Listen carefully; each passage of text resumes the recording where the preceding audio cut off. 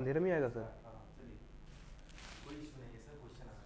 Okay, welcome back dear student. Okay, जैसे technical YouTube में सबका स्वागत है। Now the next series is 51 to 100 question okay in thermodynamics MCQ.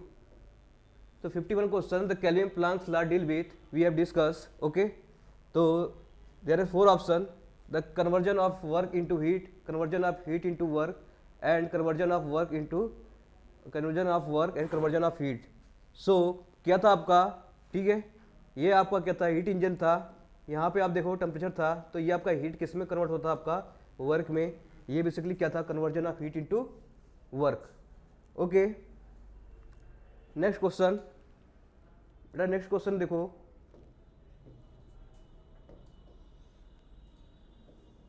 To reversible engine are connected in series between the heat sources and sink. The efficiency of engine are 60 and 50%. Then these two engine are replaced in single reversible engine. The efficiency of engine will be okay. तो हम लोगों ने formula पढ़ा था, net efficiency क्या आती थी यहाँ से, ठीक है, N1 plus N2 minus N1 into N2। ठीक है, आप ये वैल्यू रखोगे, ठीक है, वैल्यू रखोगे 0.6 plus 0.5 equal to 0.6 minus 0.6 into 0.5। तो ये वैल्यू आप कैलकुलेट करोगे तो ये आ जाएगी 0.8। तो क्या आ जाएगी आपकी 80%। ठीक है, 80% क्या हो जाएगी, एफिशिएंसी हो जाएगी। तो कौन सा ऑप्शन हो जाएगा, सी। नेक्स्ट देखते हैं बेटा आपका। ओके, नेक्स्ट देखते हैं।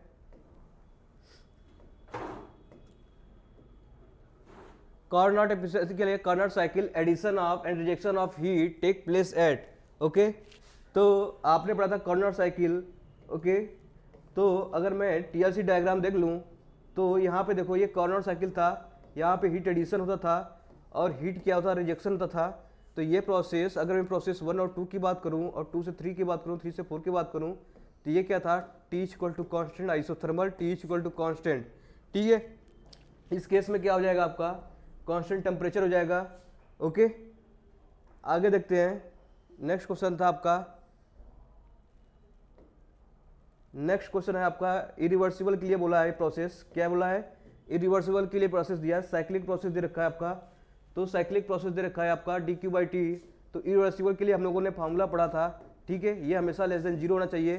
तो ये ऑप्शन कौन सा हो जाएगा आपका, सी हो जाएगा। ओके, नेक्स्ट क्वेश्चन हम लोग देखते हैं। Okay, change in entropy zero during. तो देखो इस क्वेश्चन में क्या दिया है, चेंज इन एंट्रोपी ड्यूरिंग। तो अगर क्या बोला है कि अगर मान लो एंट्रोपी क्या होती थी, dQ/T।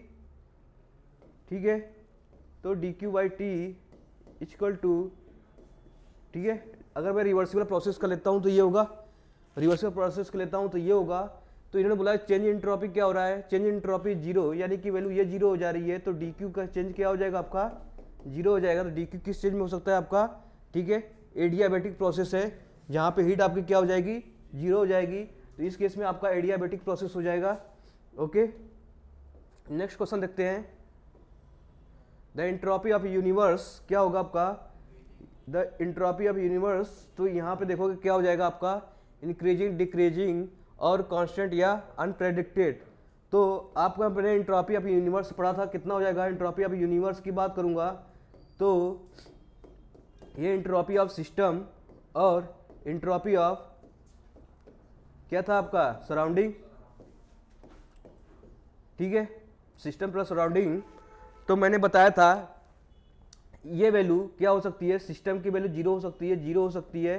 ठीक है, तो हमारा कह सकते हैं डेल्टा एस आपका क्या हो सकता है, कांस्टेंट तो हो सकता है, पर इन केस बोला है कि एंट्रोपी ऑफ यूनिवर्स, तो अगर कांस्टेंट हो सकता है, ठीक है, अगर ऑप्शन इंक्रीजिंग न दिया होता तो हम कांस्टेंट कर सकते थे।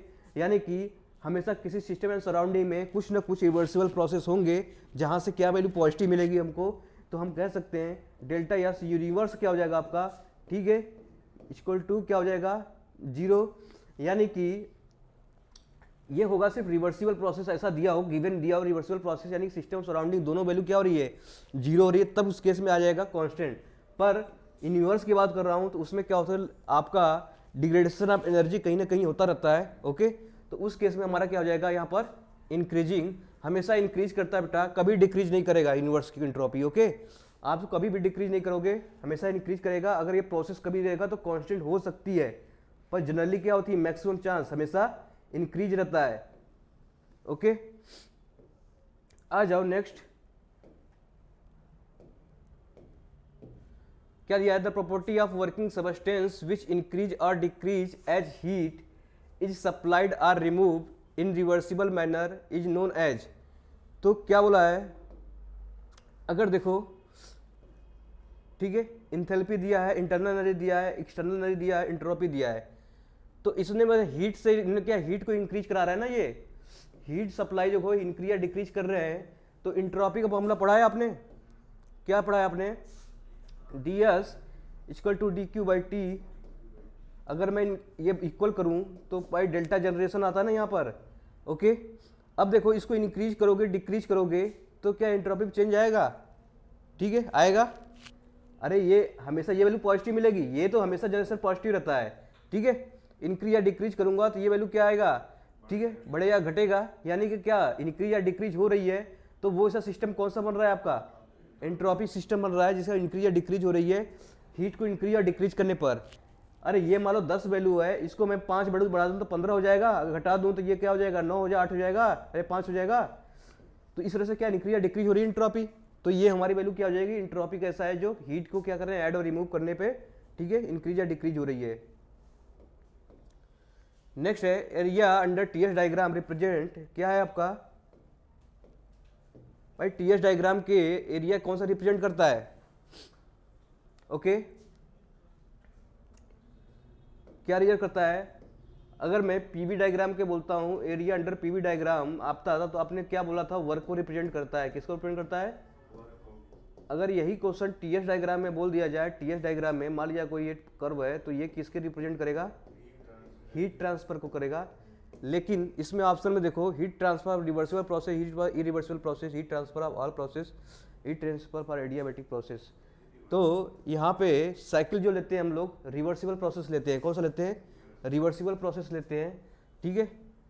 जैसे एग्जाम्पल लोग कॉर्नर साइकिल लेते हैं, एग्जाम्पल हम क्या लेते हैं, उसको टीएस डायग्राम ड्रॉ करते हैं तो वो रिवर्सिबल साइकिल है। जितने रिवर्सिबल साइकिल का हम लेते हैं, क्या लेते हैं, ठीक है, एरिया लेते हैं, तो वो हीट जनरेट करता है, लेकिन कौन सा प्रोसेस होगा आपका, रिवर्सिबल प्रोसेस होगा, ठीक है। तभी तो हम लोग हैं PV equal to gamma reversible adiabatic process, पढ़ते हो कि नहीं पढ़ते हो, ठीक है। आइसेंट्रोपिक क्या है, रिवर्सिबल एडियाबैटिक प्रोसेस। ओके, तो वहाँ पे चीज़ें आप क्या करेंगे, आपको ये पता होना चाहिए, यहाँ पे कन्फ्यूजन बहुत ज़्यादा है। ये बताओ, entropy per unit mass is क्या हो जाएगा, इंटेंसिव एक्सटेंसिव, इंटेंसिव होगा ना जी, मास से डिवाइड कर दिया हूं तो जब अगर कोई वैल्यू मास से डिवाइड करोगे क्या हो जाएगा, स्पेसिफिक में चेंज हो जाएगा ना। अरे एंट्रोपी को आप मास से डिवाइड कर रहे हो, ठीक है, तो ये वैल्यू क्या है, स्पेसिफिक में कन्वर्ट हो जाएगी ना, स्पेसिफिक एंट्रोपी हो जाएगी, ये स्पेसिफिक एंट्रोपी हो जाएगी। तो स्पेसिफिक एंट्रोपी हमेशा इंटेंसिव प्रॉपर्टी होता है, क्योंकि मास पे डिपेंड नहीं करता है। ओके, तो ये क्या हो जाएगी, इंटेंसिव प्रॉपर्टी। ओके, समझ में आ रहा है आप लोग को। Which one of the following statement applicable for perfect gas will also true for irreversible process? ऐसा परफेक्ट गैस के लिए भी लागू हो रहा है और इरिवर्सिबल के लिए लागू हो रहा है। ओके, तो वो कौन सा प्रोसेस है, ठीक है।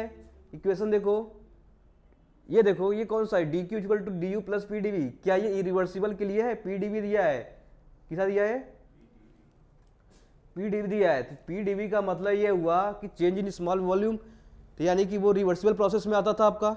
ओके, तो ये तो होगा नहीं, टीडीएस ये होगा नहीं, ठीक है। एक ऐसा इक्वेशन है जो परफेक्ट गैस को तो फॉलो कर रहा है, लेकिन इरिवर्सिबल के लिए कहीं अप्लाई भी कर सकते हैं, टीडीएस इक्वेशन जिसे बोलते हैं हम लोग, ठीक है। टीडीएस एक और इक्वेशन होता है यहाँ पर, टीडीएस अगर मैं किसके टर्म में लिखूँ, एंथैल्पी के टर्म में लिखूँ, D H minus V D P. Okay, ये भी इक्वेशन होता है, ये भी सेम है, उसका क्या है, ये भी अगर ऑप्शन में दिया होता तो ये भी ट्रू होता। ओके, ये भी ट्रू होता। तो दो टीडीएस इक्वेशन है, दोनों आपको याद रखना पड़ेगा। ओके, इंटरनल एनर्जी के टर्म में और एंथैल्पी के टर्म में, समझ में आई चीजें, इन दोनों का यूज करेंगे आगे क्वेश्चन में, देखना।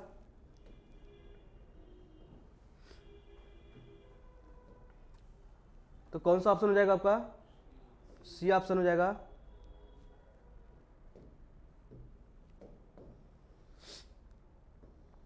अब बताओ ये question, the heat engine transfer 15 kilo joule of heat to a thermal reservoir at 300 kelvin, the change of entropy of reservoir in the process.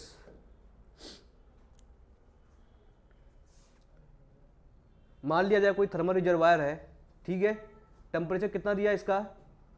300 kelvin. Okay, heat transfer कर रहा है, हीट ट्रांसफर कर रहा है, क्यू कितना दे रखा है आपका?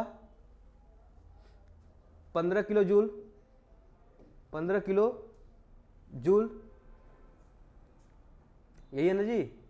Heat engine transfer 15 kilo joule heat to a thermal reservoir at 300 kelvin, the change of entropy of reservoir in the process is. तो एंट्रोपी क्या होता था आपका? एंट्रोपी क्या होता था आपका? Q बाई टी, ठीक है। अब देखना पड़ेगा क्या Q पॉजिटिव है कि Q निगेटिव है, ये देखना पड़ेगा, ठीक है। तो एंट्रोपी किसका पूछा है मेरे को? एंट्रोपी किसका पूछा है? देखो, एंट्रोपी ऑफ रिजर्वायर। क्वेश्चन देखो, heat engine transfer 15 kilo joule of heat to a thermal reservoir. इसका मतलब फिगर गलत हो गया है? ये फिगर गलत हो गया। मान लिया जाए कोई हीट इंजन है ये, ठीक है। अब क्वेश्चन पढ़ो, heat engine transfer 15 kilo joule of heat to a thermal, ये ट्रांसफर कर रहा है 15 किलो जूल, ठीक है, किसको? एक थर्मल रिजर्वायर है जिसका टेम्परेचर है 300 केल्विन। क्वेश्चन यही कर रहा है ना? The change in entropy of reservoir, इसका पूछा है, इसका पूछा है, इसका पूछा है। तो क्या इस रिजर्वायर पे हीट आ रहा है कि जा रहा है? आ रहा है, तो पॉजिटिव लेंगे कि नेगेटिव लेंगे? अरे हीट जब कोई तुम्हें मिलेगा तो पॉजिटिव जाएगा ना यहाँ पर। तो पॉजिटिव का कितना हीट मिला हमको? 15, ठीक है। किलो, ये 15 हो गया ना, ये इसको मान लो 15 है। ये कितना हो गया? ये 15 किलो को देखो, ऑप्शन देखो, किलो जूल दिया है कि जूल में दिया है? जूल किलो जूल दोनों दिया है। तो हम क्या करते हैं, किलो को जूल में कन्वर्ट करते हैं। तो जूल में कन्वर्ट करेंगे तो ये हो जाएगा डिवाइड बाई टेम्परेचर कितना दिया है?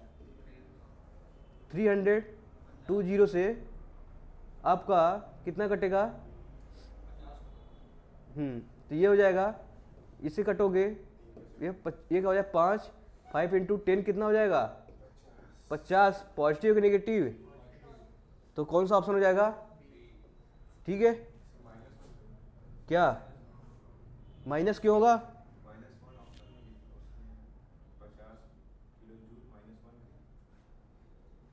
किलो जूल कहाँ है जी? 50, ये टाइपिंग में देखो ना, ये 50 जूल पर केल्विन दिया होता है। यूनिट देखो ना, यूनिट नहीं पढ़े हो क्या आप? अरे एंट्रोपी कॉमन सेंस है जी। Q equal to Q by T क्या होता था? एंट्रोपी। तो Q हो गया जूल पर केल्विन, तो इनवर्स दे रखा है ना ये।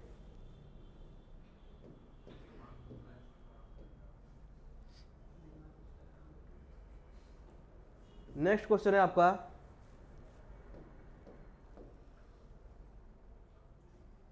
ओके, क्लॉसियस इक्वेशन पढ़े हो आप लोग? इसको निकालो। Heat engine receive half of heat supplied at a 1000 kelvin and remaining half of 500 kelvin, heat engine reacted as sink 300 kelvin, the maximum thermal efficiency of heat engine will be. Okay, मान लिया कोई heat engine है, क्या है? एक heat engine है। तो question देखो, हीट इंजन रिसीव कर रहा है, ठीक है, half of its heat supply at 1000 kelvin. देखो ये 1000 केल्विन है, 1000 केल्विन जो इसको सप्लाई कर रहा है, एंड रिमेनिंग हाफ ऑफ कितना दे रखा है? 500 केल्विन।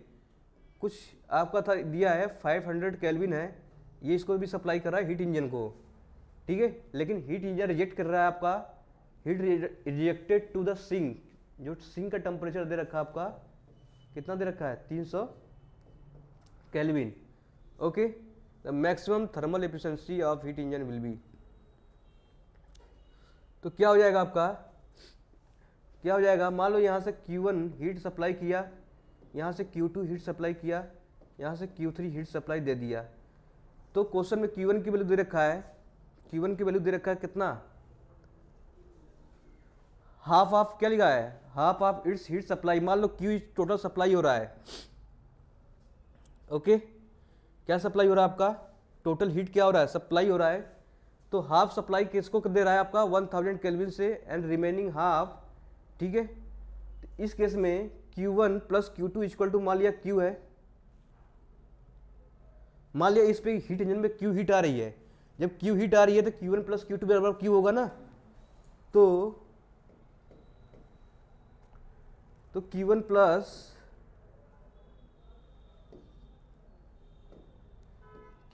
Q2 इसको टोटल मान लो Q है, ओके। अब देखो कुछ सप्लाई हीट हो रही है इस पे, हाफ अब इस पे सप्लाई हो रही है, हाफ इस पे आ रही है, यानी कि कह सकते हैं, क्या कह सकते हैं हम लोग,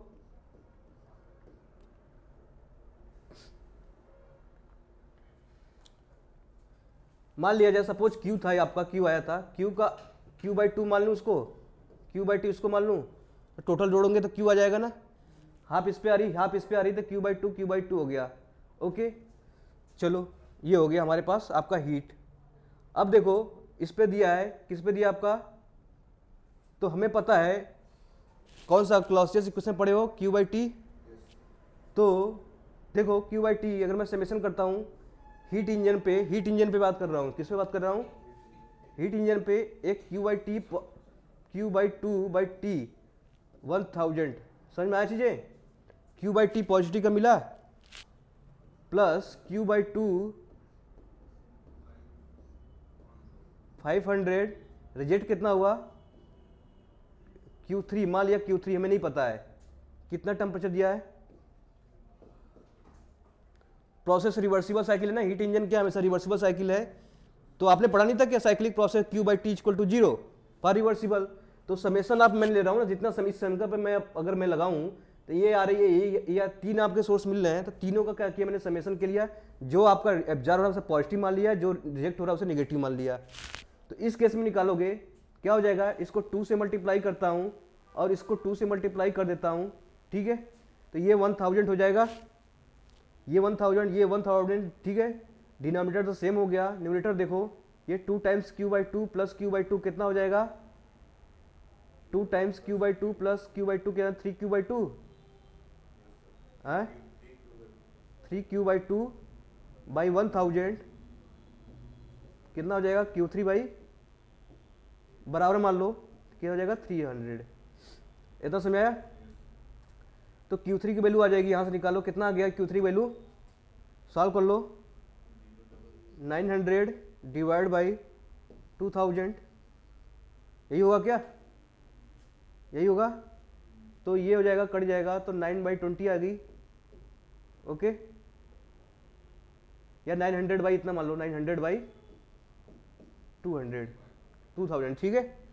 तो इसकी वैल्यू आ गई हमारे पास 900 बाई कितना जाएगी 2000, ठीक है। या इसको सॉल्व कर लोगे क्या हो जाएगा 9/20, कितना हो जाएगा 9/20, इसको सॉल्व करोगे 9/20 आ जाएगा।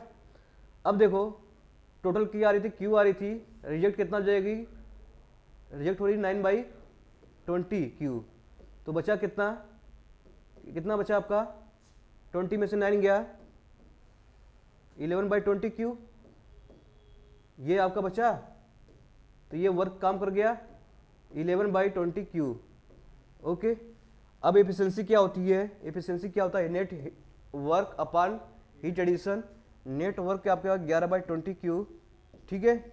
और हीट एडिशन क्या था आपका Q/2 प्लस Q/2 Q हो गया ना जी, दो, तो यहाँ से काट दोगे, ठीक है। इसको निकालोगे कितना आ जाएगा आपका 55% आ जाएगा ना, तो ये ऑप्शन हो जाएगा 55%, ओके। थोड़ा टफ क्वेश्चन था पर आपका तो कॉन्सेप्ट था इसमें, चीजें समझ में आई आपको।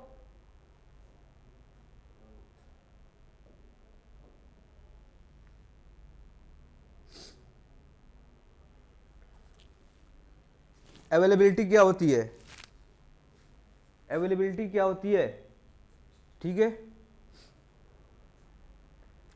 अवेलेबिलिटी क्या होती है, जैसे मान लो कोई हमारा हीट इंजन है, ठीक है, हीट इंजन है। अब मान लिया जाए कुछ T1 में इस पे टेम्परेचर पे काम कर रहा था, T2 इस पे काम कर रहा था, ठीक है, कुछ वर्क मिल रहा था। तो मान लिया जाए यहाँ से, क्या मान लिया जाए, 100 किलो जूल हीट सप्लाई किया मान लिया मैंने, ठीक है, और 80 किलो जूल वर्क मिला, तो 20 कितना रिजेक्ट हो गया ना जी। अरे 100 आपको मिला, 20 यूज कर लिए, कितने बचा है? नहीं, 100 मिला हमको, 80 यूज कर लिया, बचा कितना आपका? तो आपने जो यूज किया यही तो अवेलेबल एनर्जी है। क्या है? अवेलेबल एनर्जी है। जितना आप मैक्सिमम वर्क प्राप्त कर रहे हो वही आपका अवेलेबल एनर्जी है, बाकी आपका जो रिजेक्ट हो रहा है वो अनअवेलेबल एनर्जी है, ठीक है। क्या हो गया? अनअवेलेबल एनर्जी हो गया। तो ये अवेलेबल एनर्जी हो जाएगा और ये हो जाएगा अनअवेलेबल एनर्जी। ओके, तो ऑप्शन देखो, property of the system, total energy of the system, maximum work obtain as the system goes to dead state, maximum useful work obtain as the system goes to dead state.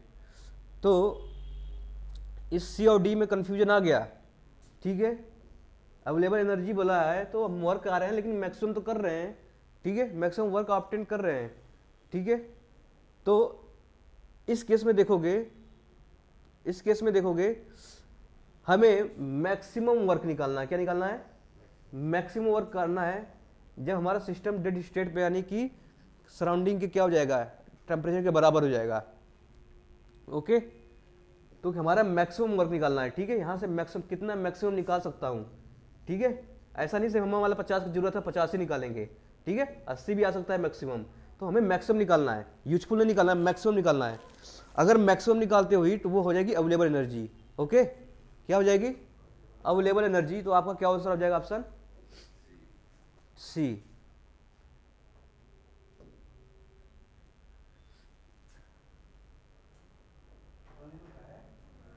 Okay, next है law of degradation of energy से that unavailable energy is the gradually decreasing due to. अब बताओ, law of degradation of energy कह रहा है कि क्या बोल रहा है, उसी कॉन्सेप्ट को देखो ना। आपको अवेलेबिलिटी अनअवेलेबिलिटी कॉन्सेप्ट है, तो आपको क्या बोलना है? एक हीट इंजन बनाना है, ठीक है, एक टेम्परेचर बनाना है, और क्या बनाना है आपको? T2 बनाना है, लोअर टेम्परेचर बनाना है, और एक यहाँ से मैक्सिमम वर्क निकाल रहे हैं हम लोग। तो ये हमारा क्या हो गई? Available energy. जो बची है क्या हो गई? Unavailable energy. तो ये क्वेश्चन में क्या बोला है कि अनअवेलेबल एनर्जी ग्रेजुअली डिक्रीज हो रहा है, ठीक है। इसका मतलब क्या बोल रहा है? ये प्रोसेस ये बढ़ रही है, ये बढ़ेगी तो ये डिक्रीज होगा। अगर मान लो 100 था, ठीक है, ये 50 किया तो 50 मिला। अगर ये मान लो बढ़ा दूं, उसको 80 कर दूं, तो यहाँ क्या मिला? 20 मिला, यानी अनअवेलेबिलिटी डिक्रीज हो रही है। तो इसका मतलब ये हो गया, क्या हो गया? Increase the reversible process, increase the irreversible process, और क्या बोला? Increase the unavailable energy. Increase the unavailable energy लिखा है, और increase the irreversible process, increase the reversible process. तो हम क्या करेंगे? Increase the reversible process. Okay, reversible process में हमें वर्क क्या मिलता है? मैक्सिमम मिलता है वहां पर। ओके, वर्क क्या होता है? मैक्सिमम मिलता है, क्योंकि रिवर्सिबल प्रोसेस की एफिशिएंसी ज्यादा होती है ना कंपेयर टू इरिवर्सिबल। ओके, इसका मतलब वर्क वहां पर ज्यादा मिला होगा। तो इस केस में अगर मैं वर्क को ज्यादा निकाल रहा हूं, इसका मतलब वो क्या हो रही? घट रही है ना अनअवेलेबल एनर्जी, ठीक है। क्या हो रही है? घट रही है। तो हमें क्या करना पड़ेगा वहां पर? ओके,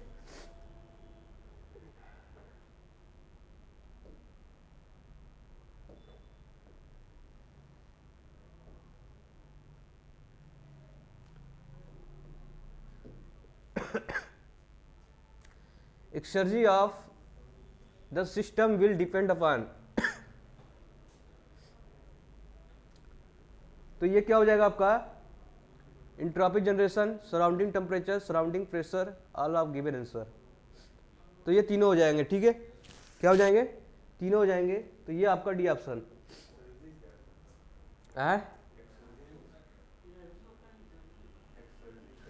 एक्सर्जी नहीं पढ़े हो क्या? है, नाम पहली बार सुने हो? अच्छा, ये पढ़े हो आप क्या? अनअवेलेबल एनर्जी, ठीक है, वही चीजें हैं ये।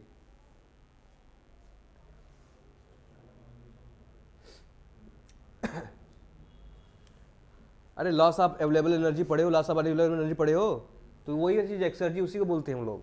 ओके, नाम चेंज किया है, मैं तुम्हारे नाम से पिंटू बोला हूँ, घर के नाम से, यानी कि तुम नहीं जानोगे हैं?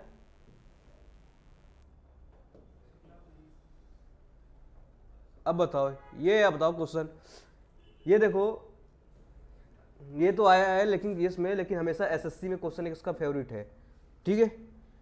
तो क्वेश्चन दे रखा है, पढ़ो। For a study process condition दिया है स्टेज 1 और स्टेज 2 देगा, दोनों दिया है, ठीक है। H1 कितना दिया है 300, H2 दिया है 150, S1 दिया आपका, क्या दिया आपका इतना, और H2 दिया है इतना। तो अवेलेबिलिटी पूछा है, ठीक है, एम्बिएंट टेम्परेचर इतना दिया है। तो क्या होता है एबिलिटी, एबिलिटी क्या होता है, आपने पढ़ा होगा ना formula close system open system के लिए। तो अरे ये गिब्स फंक्शन नहीं पढ़ा क्या, H minus T R T S, ये पढ़ा है कि नहीं पढ़ा है? हाँ, G equal to H minus T not S, पढ़ा होगा? नहीं पढ़ा है, वीडियो में खोल के देखा नहीं होगा, है उसमें पढ़ाए रखे हम, ठीक है। H1 minus T not S, तो इन्होंने क्या स्टेज 1 स्टेज 2 दिया है, तो यानी कि H1 minus H2 minus T not S1 minus H2, okay, ये हो जाएगा आपका। तो H1 H2 दे रखा होगा,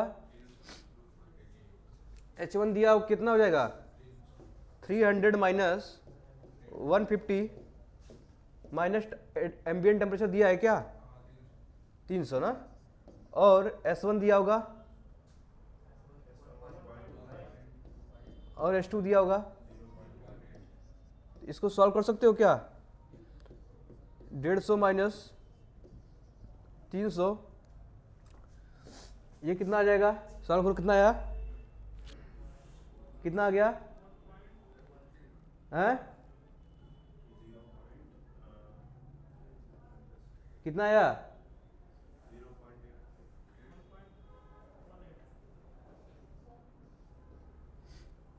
कितना आया है, ये देख लो कितना आया, पॉइंट हटाओगे तो कितना आ जाएगा, ये कितना आ जाएगा है, मतलब कि एकदम कैलकुलेशन जीरो, कैसे सॉल्व करोगे तो वहां पर है, तो कितना आएगा यहाँ पे कैलकुलेट करो, अरे इसको सॉल्व करो 300 से मल्टीप्लाई करके,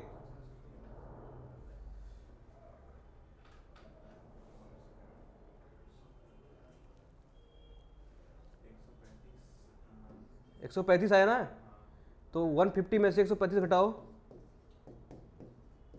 कितना आया आपका 150 में से 35 घटा कितना आया, मतलब इतना भी नहीं घटा पा रहे तुम लोग, है तो कितना है option,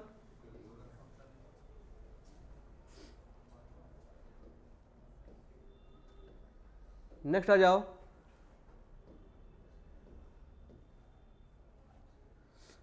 one 150 kilo joule of heat transfer from the heat sources, कितना दिया है आपका 527, टू हीट सिंक दिया आपका 127, ठीक है। The ambient temperature is 47 degree centigrade, the loss of available energy during the process, ठीक है।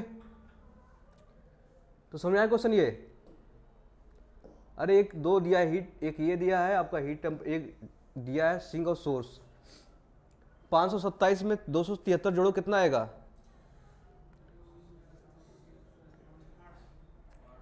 कितना हो जाएगा 800 केल्विन दे रखा है, दूसरा में जोड़ो 500 आएगा कि 400 आएगा, ओके। हीट ट्रांसफर हो रही, कितना हीट ट्रांसफर हो रही है हमारे पास 150 kilo joule, okay 150 kilo joule, okay ना, यही आ रही है ना। अब देखो इसका एंट्रोपी निकालो कितना जाएगा, इस सिस्टम का एंट्रोपी आप मानोगे, इस सिस्टम का एंट्रोपी मैं बोलूं इसका एंट्रोपी कितना जाएगा, क्या हीट यहां से रिजेक्ट हो रही है कि वापस आ रही है, हीट रिजेक्ट हो रही है क्या आ रही है, अरे इस सिस्टम को बताओ ना यहाँ पर, रिजेक्ट हो रही है तो कितनी हो जाएगी, -150, -150/T आपका 800। उस सिस्टम की बात करो, उस पर हीट आ रही है कि जा रही है, तो वहाँ का क्या हो जाएगा, पॉजिटिव वैल्यू हो जाएगा 150 डिवाइड बाई कितना हो जाएगा 400। ठीक है, ये तो हो गई हमारी इंट्रॉपी, कितनी टोटल सिस्टम और पूरा सराउंडिंग मिला के इंट्रॉपी चेंज हो गई। ठीक है, ये इंट्रॉपी हमारी इतनी आ गई। अगर मान लो 150 कॉमन भी लेता हूँ, 150 कॉमन भी लेता हूँ तो क्या बचेगा, 1/400 माइनस 1/800 कितना हो जाएगा यहाँ पर, कितना हो जाएगा, 2 से मल्टीप्लाई यहाँ कर दो, 2 से मल्टीप्लाई यहाँ कर दो, 800 हो गया। 800 क्या हो जाएगा, यहाँ से निकालो 1/800, ये भी नहीं निकालने आ रहा है। ओके, ये भी हो जाएगा। तो हमारे पास क्या आ गई, 500 डिवाइड बाई 800, अरे 150 डिवाइड बाई कितना हो जाएगा, 150 डिवाइड बाई 800 हमारी कितनी आ गई, डेल्टा एस। तो लॉस ऑफ अवेलेबल एनर्जी क्या था आपका formula, loss of available energy पढ़ा होगा, loss of available energy formula क्या था, T not into delta S. T not temperature कितना दे रखा है आपका, क्या केल्विन में नहीं बता सकते आप, कितना आ जाएगा, टी नॉट की वैल्यू हो जाएगी 273 प्लस 47। क्या आपके पास कैलकुलेटर नहीं है क्या, या तो आप जोड़ नहीं सकते,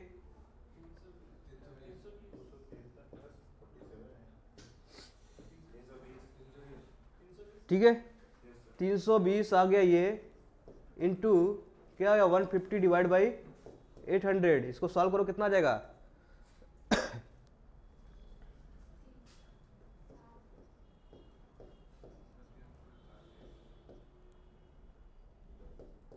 साठ आया, देख लो तुम लोग से पहले हम कर दे रहे हैं। ओके, समझ में आया, कुछ लोग को तो आया ही नहीं अभी तक।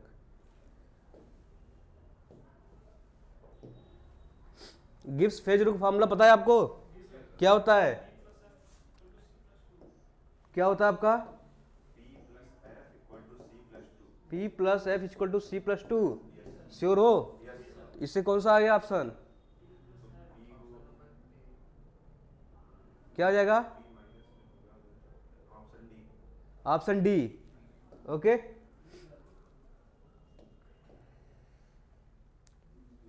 गिब्स फंक्शन का ये आपको रिलेशन पता है, कौन सा हो जाएगा,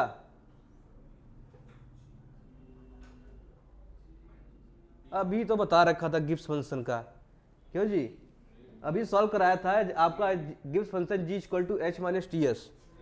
ओके, तब भी नहीं पता है कि गिब्स फंक्शन होता क्या है।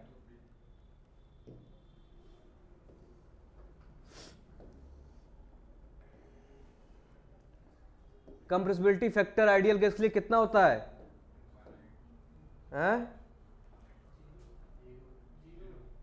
कोई जीरो बोल रहा है, कोई इनफाइनाइट बोल रहा है। ओके, और कोई है इसमें से, एक ऑप्शन और भी मिलेगा आपको। ओके, 1 भी मिलेगा। ओके, देखो P V equal to Z,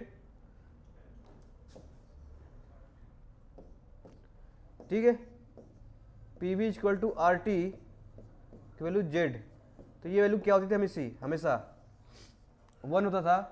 तो अगर मैं किसके लिए बोल रहा है, ये आइडियल गैस के लिए, ठीक है, तो हमेशा क्या होता है जेड इक्वल टू 1। जेड क्या आपका, जेड क्या आपका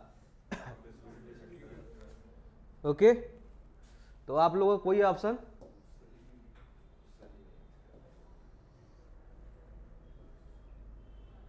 Clausius Clapeyron equation given the slope of the curve इन, किस पे होता था क्लॉसियस क्लैपेरॉन इक्वेशन, बता सकते हो,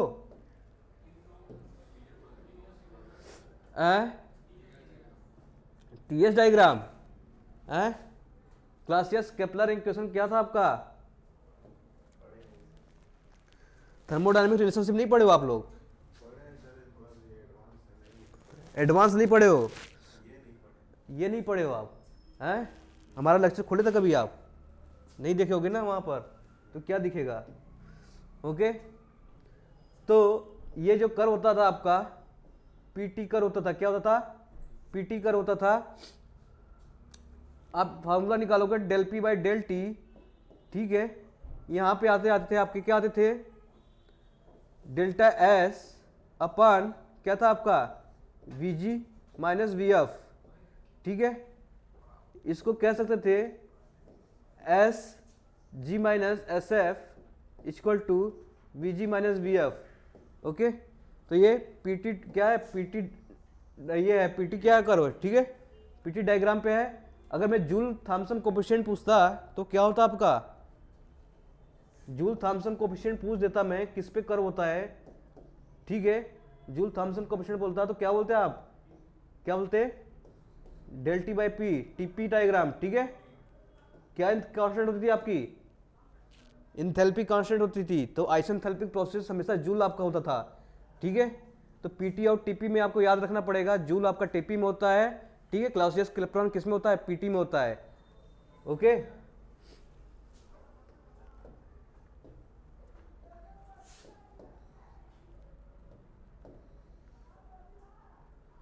ये क्या दिया आपका, हैमिल्टोज फंक्शन दिया है।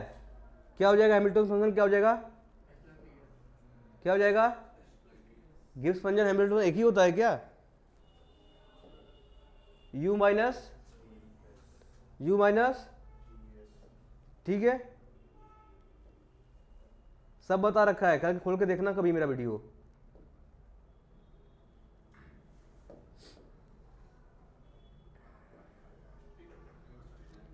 Pick the correct statement about pure substance. क्या होता है आपका, प्योर सबस्टेंस क्या होता था, केमिकल कंपोजिशन सेम होता था आपका, ठीक है, थ्रू आउट द मिक्सचर। तो ऑप्शन देखो, a mixture of liquid air and gases is a pure substance. क्या लिक्विड और गैसियस एयर दोनों प्योर सबस्टेंस है, नहीं है। गैसियस एयर में अलग अलग कंपोनेंट है, लिक्विड में अलग कंपोनेंट है, ठीक है, वो अलग हो जाएंगे। Mixture of ice and liquid, क्या भी गलत है, नॉट ए प्योर सबस्टेंस। ये दोनों प्योर सबस्टेंस है, क्या ये भी गलत हो गया। A mixture of two or more phases of pure substance is not a pure substance even through the chemical compositions of all phases of the same throughout। तो इन्होंने बोल दिया है कि एक मिक्सचर लेते हैं सभी फेजेस का, उसमें प्योर सबस्टेंस करते हैं, उसे नॉट ए प्योर सबस्टेंस बोलते हैं। उसे क्या, हम प्योर सबस्टेंस नहीं बोलते हैं जहाँ केमिकल कंपोजिशन क्या होता है, सेम होता है थ्रू आउट। तो ये तो इन्होंने नॉट लिखा है, तो ये गलत हो जाएगा। A mixture of two or more phases या pure substance as long as the chemical composition of all the same throughout. ये समझ में आया ये है? क्या स्टेटमेंट आपको समझ आया? अरे मैंने बोला था प्योर सबस्टेंस पढ़ा रखा था ना। तो डी वाला क्या है, देखो ना क्या लिखा हुआ है, a mixture of two or more component, ठीक है, of a pure substance as a long as chemical composition of all the phases in the same throughout, ठीक है। इसका मतलब एक मिक्सचर लेते हैं, उसमें सभी फेजेज का जितने भी केमिकल कंपोजिशन सेम है, ठीक है। चीनी और पानी का ले लो मिक्सचर, ठीक है, दो आप मिक्सचर ले लिए हो, दो फेज हैं, एक सॉलिड एक लिक्विड लिए थे, उसके बाद सॉल्यूशन बनाया, उस केमिकल कंपोजिशन में एक गिलास पानी निकाला, तो हर मिक्सचर के पॉइंट पे देखोगे जितने भी आप चखते हो तो क्या कहीं आधा आधा मीठा आधा दिखता है क्या आपको, तो सेम दिखता है ना। तो उस केस में आपका क्या हो जाएगा, ये आपका ऑप्शन डी हो जाएगा यहाँ पर, ठीक है, प्योर सबस्टेंस।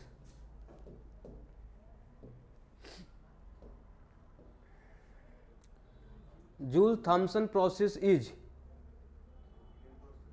कौन सा प्रोसेस हो जाएगा, थ्रोटलिंग प्रोसेस। थ्रोटलिंग प्रोसेस में क्या होता है, ये देखो इंट्रोपी कर रहे हैं, एंथैल्पी सेम होता है, ठीक है।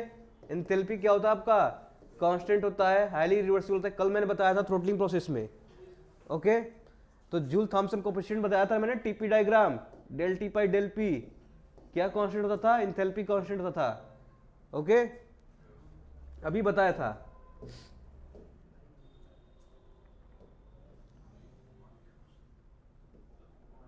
The point that connects the saturated liquid line and saturated vapor line is called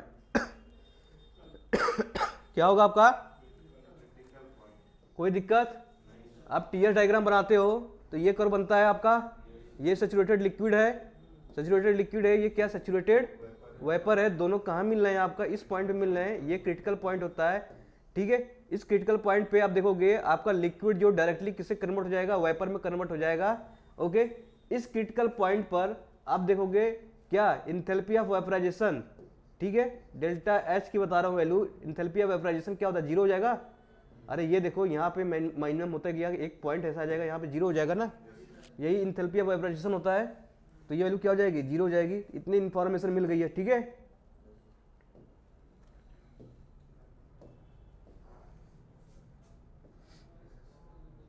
gases having negative joule Thompson coefficient mu less than zero, the throttle will be.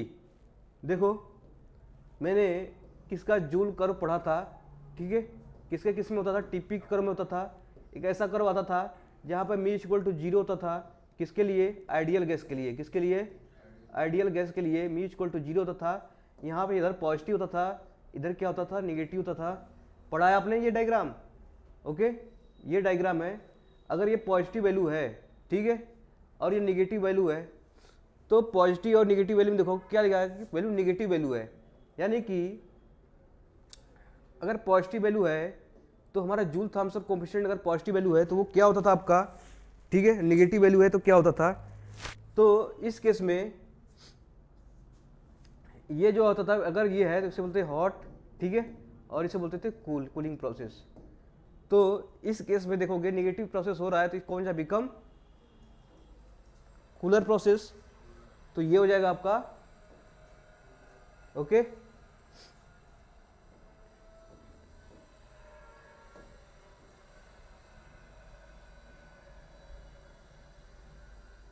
Same आ गया question, calculate the dryness fraction. Dryness fraction पूछा है, ठीक है।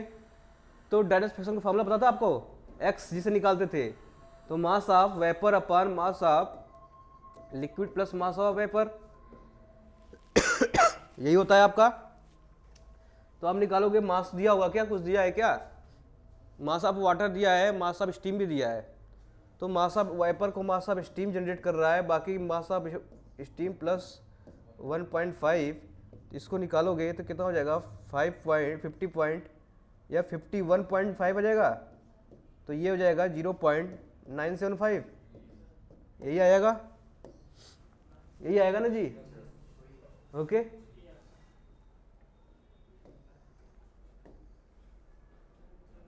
क्या हो गया enthalpy of vaporisation, क्या हो जाएगा, enthalpy of vaporisation at the critical point zero होगा, अभी तो बताया था। अरे ये था ना आपका आपका। तो अब देखो ये आपका एंथैल्पी ऑफ वेपराइजेशन इस प्रेशर पे है, इस प्रेशर पे है, इस प्रेशर पे है। एक ऐसा पॉइंट क्रिटिकल पॉइंट पाएगा जहां पर एंथैल्पी ऑफ वेपराइजेशन जीरो हो जाएगा, ठीक है। यानी कि ये क्या था, Hg माइनस HF था ना। Hg आपका किसका, वेपर के लिए था, और ये क्या FF किसका था, HF कितना था, लिक्विड के लिए था। इन दोनों का डिफरेंस निकालते हैं, एंथैल्पी ऑफ वेपराइजेशन होता ही होता है। तो क्रिटिकल पॉइंट पे कोई मिलेगा क्या आपका, कुछ नहीं मिलेगा, ओके। तो कौन सा हो जाएगा, क्या हो जाएगा, जीरो। नेक्स्ट आओ,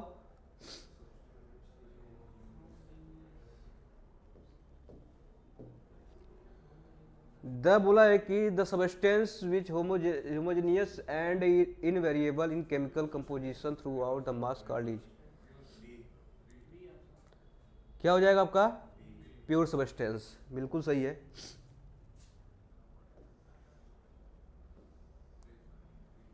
प्रेशर इंक्रीज कर रहा हूं तो क्या दिक्कत आ रही है बताओ।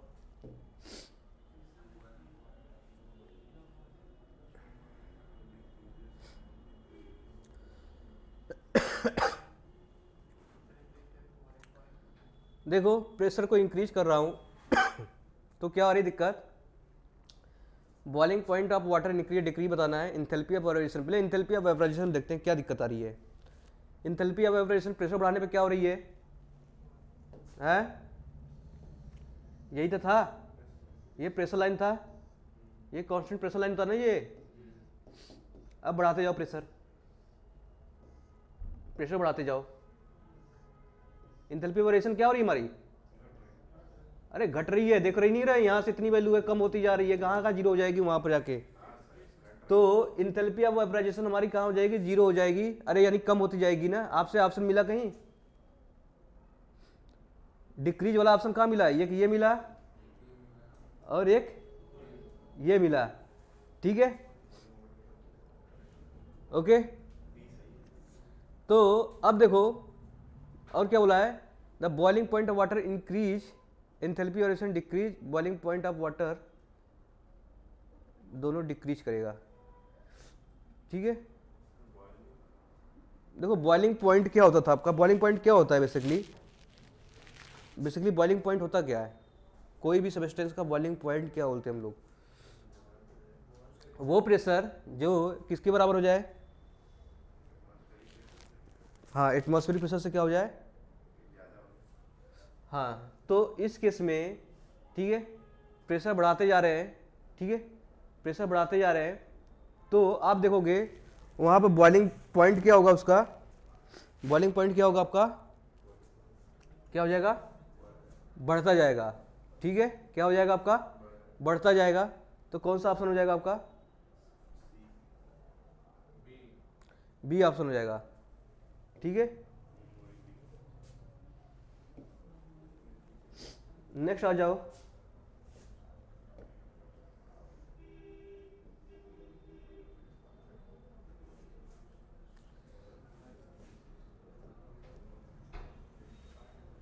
निकाल लोगे आप, क्या है फॉर्मूला,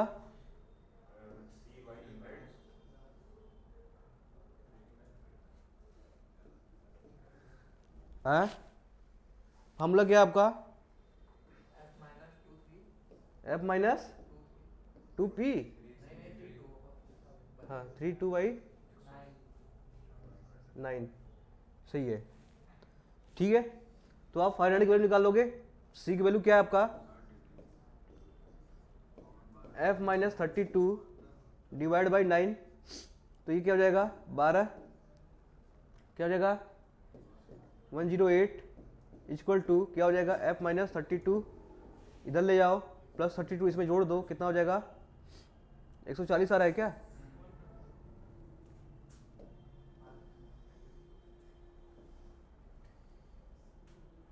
नेक्स्ट बताओ, ये देखो कंप्रेसिबिलिटी आ गई फिर वही, ठीक है। पर इन्होंने बोला है, ठीक है इन्होंने क्या बोला है, कंप्रेसिबिलिटी क्या बोला है, अगर कंप्रेसिबिलिटी बोली है, कंप्रेसिबिलिटी क्या था, P V equal two by R T बराबर जेड था, इसका मतलब ठीक है, इसका मतलब क्या था, कंप्रेसिबिलिटी आपका क्या था, आपका कंप्रेसिबिलिटी लिखा reduce pressure P R on Y axis and reduce temperature on X axis, okay. तो कंप्रेसिबिलिटी भी है कि आपका प्रेशर और टेम्परेचर का फंक्शन दिख रहा है आपको P बाई टी, तो यहाँ पे एक प्रेशर होता है रिड्यूस प्रेशर और यहाँ पे एक टेम्परेचर होता था, ठीक है जेड इक्वल टू होता है, इस तरह से कर्व आता है, आपको देखा होगा पढ़ा होगा आपने, ओके। तो कौन सा हो जाएगा आपका, कौन सा होगा, आप पढ़ो बुक उठा के पढ़ो, किसके किसके कर्म में क्या होता है कंप्रेसिबिलिटी, आपको डायरेक्टली क्वेश्चन देखो कहाँ से, सिंपल सिंपल क्वेश्चन देते हैं, बस उठा के दिया किसके किसके कर्म है। आइसोथर्मल प्रोसेस कौन सा होगा जी, अरे कांस्टेंट टेम्परेचर पे कौन सा होगा, अरे ये तो बचपन का क्वेश्चन है, हैं? हाँ बॉयल्स लॉ होगा, ठीक है क्या होगा बॉयल्स लॉ, कैसे याद किए हो, कैसे पता, बाटा, चलो कोई बात नहीं, ऐसे बाटा याद किया है, ठीक है। तो बॉयल्स क्या हो गया, कांस्टेंट टेम्परेचर, ये कांस्टेंट की बात कर रहा हूँ, कांस्टेंट प्रेशर का बात, चप्पल, हाँ ठीक है। तो ये कौन सा लॉ हो जाएगा, चार्ल्स लॉ, और क्या था एक, और क्या था और क्या था, ये कांस्टेंट प्रेशर हो गया, तो कौन सा हो जाएगा चार्ल्स लॉ। उसके बाद क्या था क्वेश्चन, और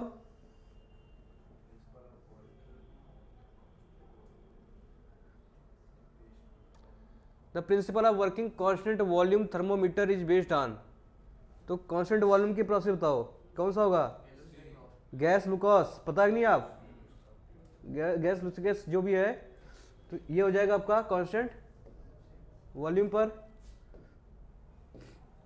नेक्स्ट आ जाओ, सब्लिमेशन पता है आपको, सब्लिमेशन प्रोसेस क्या होता है आपका, सॉलिड से डायरेक्टली क्या होता है, सॉलिड से डायरेक्टली किस में कन्वर्ट आता है, गैस। एग्जांपल बता सकते हो, कपूर है, ठीक है, जलाते हो तो क्या पानी निकलता है क्या वहां, ठीक है, सीधे कहाँ कन्वर्ट हो जाता है, वेपर में ना, नेफ्थलीन, ठीक है, नेफ्थलीन भी पढ़ोगे तो क्या हो जाएगा, सेम वैसी प्रोसेस है। अब बताओ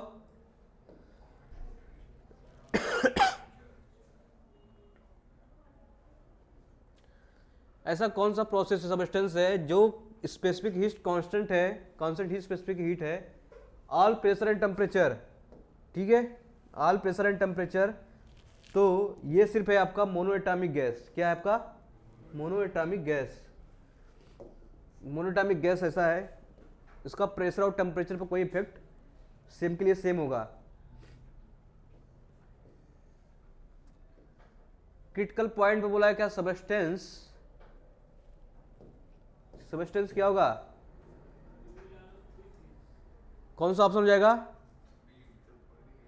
will change directly from solid to vapour, will lose phase distance between liquid and vapour, will behave as a ideal gas, will exist all the three phases simultaneously. कौन सा हो जाएगा, सी होगा ना जी, हाँ, लिक्विड को वेपर में, अरे अभी तो पढ़े थे हम लोग, अरे ये देखो, ये होता है लिक्विड लाइन, ये वेपर लाइन, यहाँ होता है तो लिक्विड से डायरेक्टली कहाँ वेपर में चेंज हो रहा है, यही तो बता रखा था मैंने, तो कौन सा हो जाएगा, सी ऑप्शन हो जाएगा। मतलब बताएगा क्वेश्चन अभी गलत है तो 2 महीने बाद तो एकदम उड़ जाता होगा,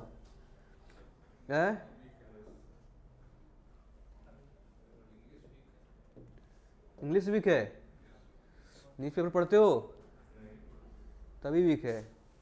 विच one of the following parameters is significant to a certain chemical equilibrium a system,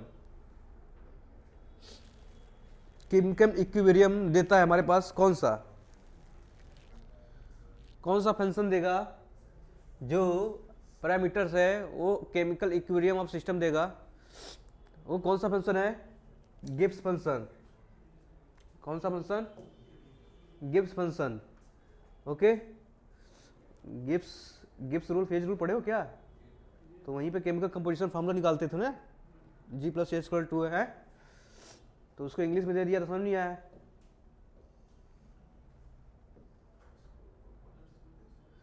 अब बताओ, the slope of constant pressure curve on enthalpy entropy diagram gives, तो कौन सा क्या निकालूं मैं, प्रेशर क्या दिया है, कांस्टेंट दिया है, किसके किसके कर्व पूछा है आपका, एंट्रोपी और एंट्रोपी नहीं, एंथैल्पी और एंट्रोपी के बीच में ना, तो क्या कोई रिलेशन है क्या, रिलेशन है, टीडीएस का फॉर्मूला पढ़े होगे आप ना, DH माइनस VdP, पढ़े हो कि नहीं पढ़े हो, देखो प्रेशर ही कांस्टेंट हो गया, चेंज इन प्रेशर 0 हो जाएगा, तो आपका क्या बचा, सिर्फ क्या बचा आपका, तो किसके किसके स्लोप पूछा है, DH/DS कर दो,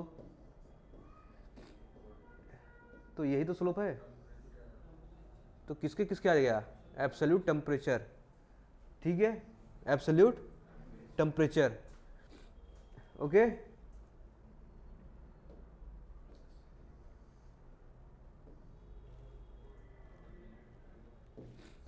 क्या पूछा है, the ordinate and abscissa of the diagram depict isobaric process for ideal gases as a hyperbolic पर respectively are respectively, okay. Question पढ़ो एक बार, ऑर्डिनेट मतलब क्या हो गया आपका, अरे ऑर्डिनेट मतलब क्या हो गया, वाई एक्सिस, वाई एक्सिस को ऑर्डिनेट बोलते हैं ना जी, हैं पढ़े नहीं लग रहा है, बहुत अंग्रेजी कमजोर है आप लोग की, ओके। एक्स एक्सिस को क्या बोलते हैं हम लोग, एब्सिसा, ठीक है, ठीक है। तो इन्होंने बोला है कि कोऑर्डिनेट एब्सिसा और इसमें दे रखा है ऑर्डिनेट में डायग्राम में आइसोबैरिक प्रोसेस है, क्या है आपका, आइसोबैरिक प्रोसेस है, लेकिन आइडियल गैस है। आइडियल गैस का फॉर्मूला आपने पढ़ा होगा, पीवी इक्वल टू एमआरटी, ठीक है। माने ये लिख दिया मैंने। अब इन्होंने क्या किया क्या बोला कि gases, ideal gases as hyperbolic are respectively, ठीक है। तो प्रेशर कांस्टेंट दे रखा है, इसका मतलब प्रेशर कांस्टेंट दे रखा है ना जी, तो वॉल्यूम किधर चेंज ले आ रहा हूं मैं, तो क्या हो जाएगा, पी की छोड़ो, यहीं पर कांस्टेंट है, M by V R T, क्या समझ में आ रहा है आपको, एम बाई वी क्या है आपका, डेंसिटी, ठीक है। तो हाइपरबोलिक क्या होता है आपका, पीवी टू पावर सी, यही तो हाइपरबोलिक होता है equation, X Y equal to C hyperbolic equation हो गया ना जी। तो ये कांस्टेंट है, पी कांस्टेंट है, आइसोबैरिक दिया होगा, ये देखो पी कांस्टेंट है, आर कांस्टेंट है, यानी कि rho into T equal to constant हो गया है? तो किसके किसके वेरिएशन आई हमारे पास, देख लो कितना इजी क्वेश्चन था, घुमाने का तरीका था बस, है। टेम्परेचर एंड डेंसिटी, कुछ लोग को तो ये नहीं होता था ऑर्डिनेट होता क्या, अब शीशा क्या होता था, है?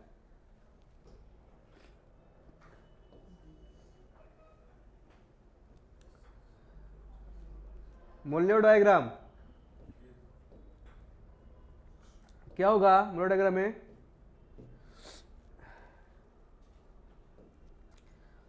मोलियो चार्ट देखो, पढ़े हो मोलियो चार्ट, पढ़े हो आप लोगों ने, तो किसके किसके बीच में होता है, ये नहीं पता होगा आप लोगों को किसके किसके बीच में होता है, टीएस के भी होता है, वाह।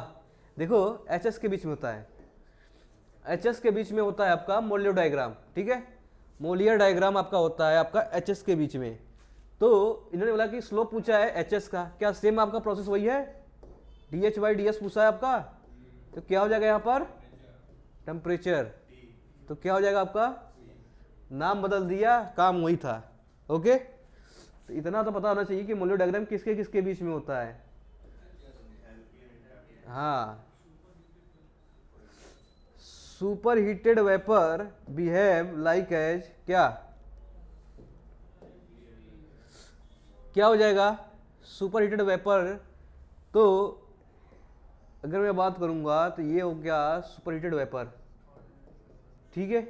तो यहाँ पे जो गैसेस होते हैं उससे हम क्या करते हैं, यहाँ पे हम लगाते हैं क्या, आइडियल गैस, जो भी आइडियल गैस की तरह क्या करते हैं, इसको बिहेव करता है, ठीक है, आइडियल गैस की तरह बिहेव करने लगता है, यानी कि अप्रॉक्सीमेटली एज ए गैसेस, ठीक है।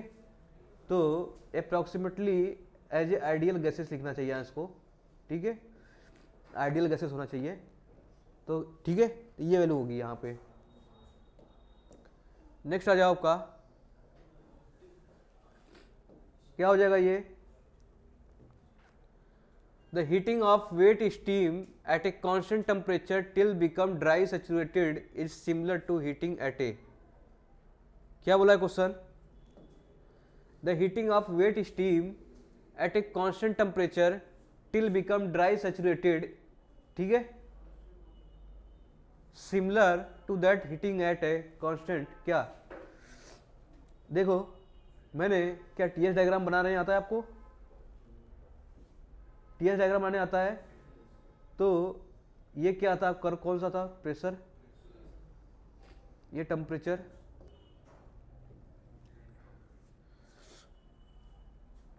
मान लिया जाए यहाँ पे देखोगे हॉरिजॉन्टल लाइन होता है टी इक्वल टू कांस्टेंट। तो उन्होंने बोला है कि जो वेट स्टीम है, वेट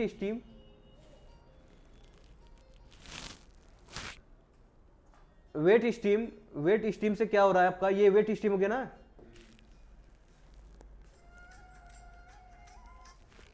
वेट स्टीम ये हो गया, वेट स्टीम से ड्राई सैचुरेटेड, इसके बीच में टेम्परेचर कांस्टेंट है, तो किसके बराबर हो जाएगा ये, अरे ये लाइन क्या है, प्रेशर इक्वल टू कांस्टेंट, हमेशा प्रेशर क्या होता है यहाँ पर, कांस्टेंट होता है।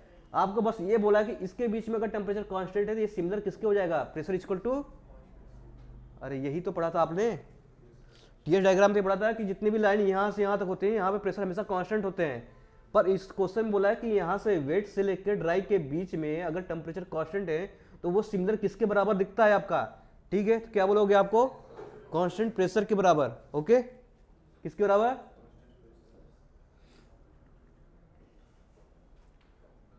तो ये आप बताओ क्या हो जाएगा, ये आसान क्वेश्चन है, ठीक है।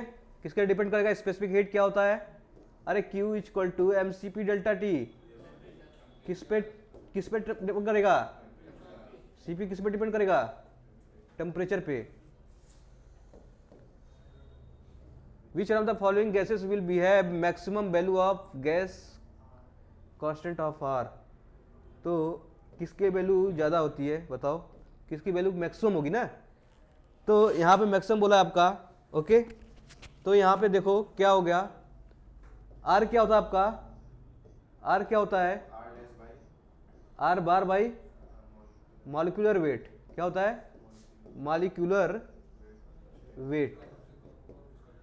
तो सबसे ज्यादा सबसे कम किसका होगा यहाँ पर, ये अगर कम होगा तो ये मैक्सिमम होगा, तो कम किसका होगा, नाइट्रोजन कितना होता है, नाइट्रोजन का एटॉमिक वेट कितना होता है, एटॉमिक वेट, एटॉमिक नंबर बता रहे हो तुम तो, ठीक है, कितना होता है, ऑक्सीजन का, सल्फर का, इसका, इसका, ठीक है। तो ये सबसे कम किसका दिखा, किसका दिखा, नाइट्रोजन का, ये कम है तो ये मैक्सिमम होगा, ठीक है। एटॉमिक वेट पढ़ के आना कल, ओके, एटॉमिक वेट पढ़ के आना कितना होता है।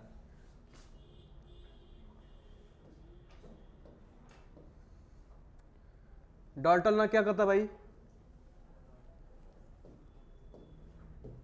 डाल्टन क्या बोलता है, according to Dalton's law total pressure of the maximum gases equal to, क्या हो जाएगा, sum of the partial pressure of, क्या हो जाएगा, डाल्टन्स लॉ नहीं पढ़े हो क्या, अरे ये हो जाएगा आपका, हाँ, sum of partial pressure of all gases, ठीक है। नेक्स्ट आओ,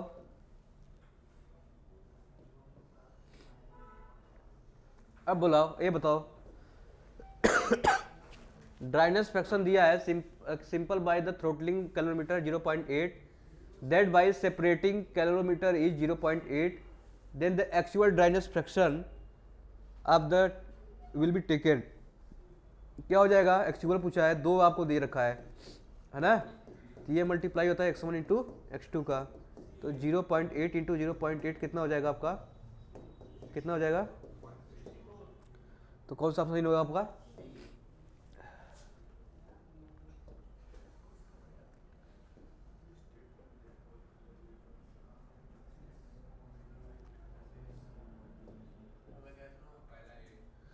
हाँ, क्या हो जाएगा आपका, एवोगैड्रो लॉ, ठीक है। स्टेटमेंट कहता है मॉलिक्यूलर वेट ऑफ द, क्या है, all gases occupy the same volume of the is known as Avogadro law,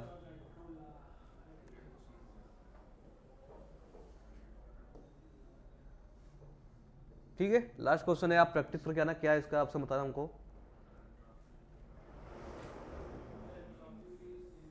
last question है आपका, the entropy will usually increase when, ठीक है। 5 आपको गिवन स्टेटमेंट है, उसमें से बताना है कौन सही है कौन सा गलत है, ओके, कमेंट बॉक्स में बताना हमको, ठीक है, सभी लोग बताना कौन सा सही है कौन सा गलत है, ओके।